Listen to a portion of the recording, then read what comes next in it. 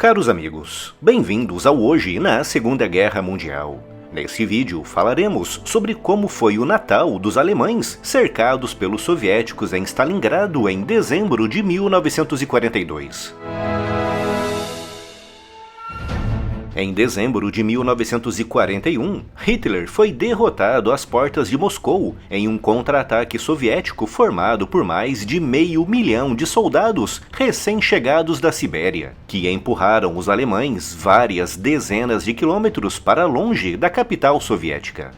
Com o fracasso de um dos objetivos principais da Operação Barbarossa, Hitler passou o inverno e a primavera entre 1941 e 1942, consolidando as suas posições ao norte, no cerco de Leningrado, e no sul da Rússia e também na Ucrânia. Com Stalin fortemente entrincheirado à volta de Moscou e com os recursos alemães, principalmente o petróleo, escasseando rapidamente, Hitler ordenou a elaboração de um plano visando a conquista do Cáucaso e das suas vastas reservas de petróleo.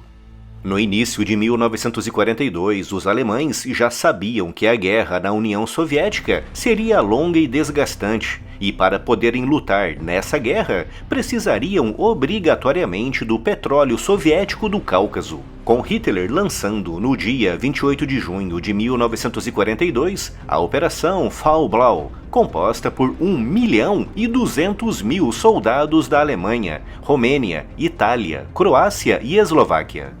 O avanço alemão nas primeiras semanas foi avassalador, com as colunas Panzer percorrendo diariamente dezenas de quilômetros pelas vastas e desimpedidas estepes russas.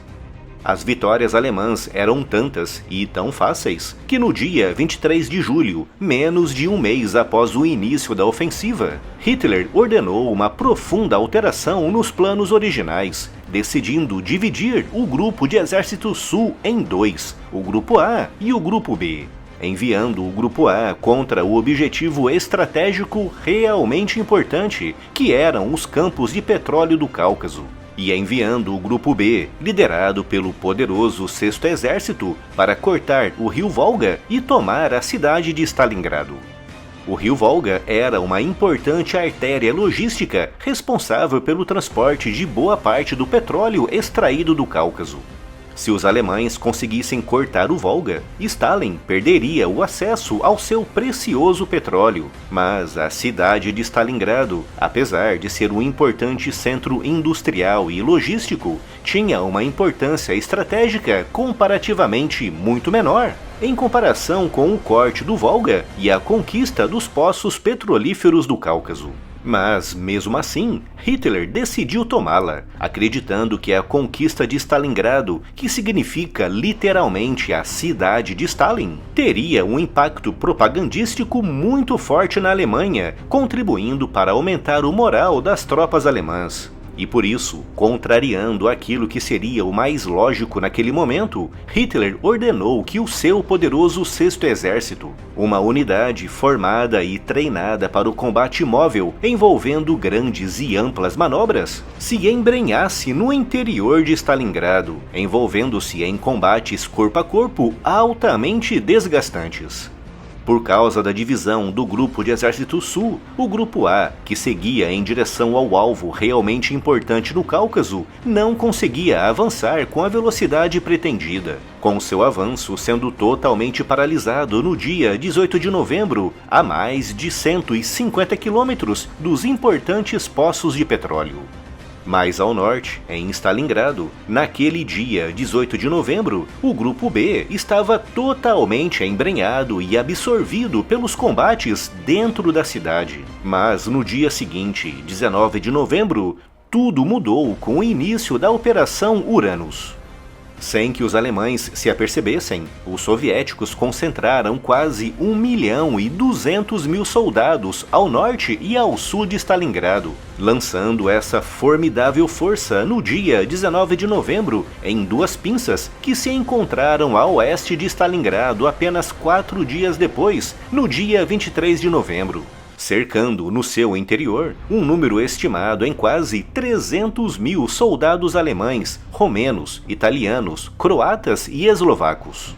Apesar da recomendação de muitos dos seus comandantes, Hitler proibiu qualquer tentativa de recuo do 6º Exército cercado em Stalingrado, com Hermann Göring, o chefe da Luftwaffe, garantindo a Hitler que os seus aviões conseguiriam abastecer os 300 mil homens cercados. Uma promessa que, obviamente, nunca foi cumprida, e apesar do tremendo esforço da Luftwaffe em tentar abastecer o 6º Exército cercado, das 700 toneladas diárias de suprimentos que precisavam para combater, em média, só conseguiam entregar pouco mais de 100. Como a prioridade era o envio de munições e combustível, a comida começou imediatamente a escassear no interior do cerco. E em meados de dezembro, após 3 semanas de cerco, os cavalos, apesar de importantes para o transporte, foram transformados em comida, um recurso que não durou muito tempo.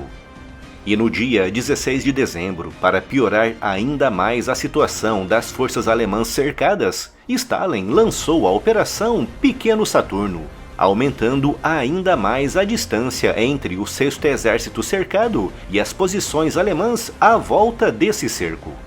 No dia 24 de dezembro de 1942, na véspera de Natal, forças soviéticas atacaram e destruíram o aeródromo de Tatzinskaya, o principal usado pelos alemães para abastecer o 6º Exército cercado em Stalingrado.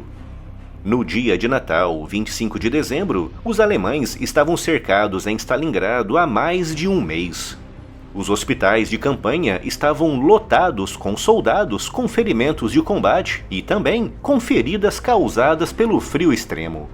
A fome era uma das causas principais de baixas, com muitos soldados simplesmente colapsando nas suas posições. No dia de Natal, a sociedade alemã não sabia que o 6º Exército estava cercado em Stalingrado, com Joseph Goebbels, o chefe da máquina de propaganda nazista, divulgando na rádio alemã uma mensagem de rádio alegadamente transmitida de Stalingrado, com uma voz masculina saudando o povo alemão e dizendo que os soldados estavam bem, muito motivados e lutando. Mas, como demonstrei aqui, a realidade era totalmente diferente. E, de fato, o dia 25 de dezembro foi o 4º dia com o maior número de baixas alemãs por causas não relacionadas com combates, como o frio e a fome. Ao contrário do que costumava ocorrer, no dia de Natal, os comandantes não aumentaram as rações para os soldados, simplesmente pelo fato de não haver comida para além daquela que se consumiria naquele dia. E quando falo em comida, refiro-me a uma sopa muito rala, basicamente água fervendo com alguns tubérculos flutuando. Em Berlim, Hitler, bem consciente das condições dos seus soldados, decidiu se solidarizar com as suas privações, ordenando que durante a ceia de Natal não fosse servido o habitual champanhe para a corte nazista reunida à sua volta. Apesar das condições, os alemães ainda resistiram no interior do cerco até o dia 31 de janeiro. Naquele dia, Friedrich Paulus foi elevado ao posto de Marechal de Campo por Hitler, uma promoção que era, na verdade, um convite para que se suicidasse, já que até aquela data, nunca um marechal de campo alemão ou prussiano tinha sido capturado com vida. Diante daquela promoção, e sabendo que os seus soldados não tinham comida ou munição, Paulus se rendeu. De uma força original de quase 300 mil, restavam naquele dia apenas 90 mil soldados que foram capturados e enviados para campos de trabalhos forçados. Em 1954, 9 anos após o fim da guerra, o último prisioneiro de guerra alemão capturado em Stalingrado foi libertado. Dos 90 mil capturados, apenas 5 mil saíram vivos do cativeiro soviético.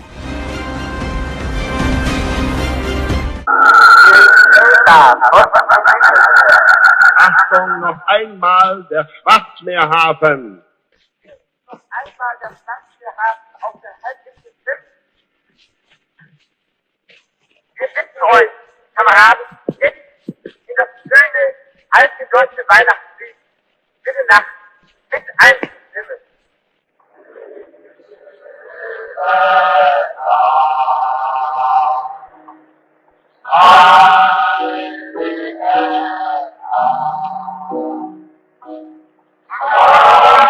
Diesen spontanen Wunsch unserer Kameraden fern drunten im Bögen am Schwarzmeer schließen sich nun alle Stationen an.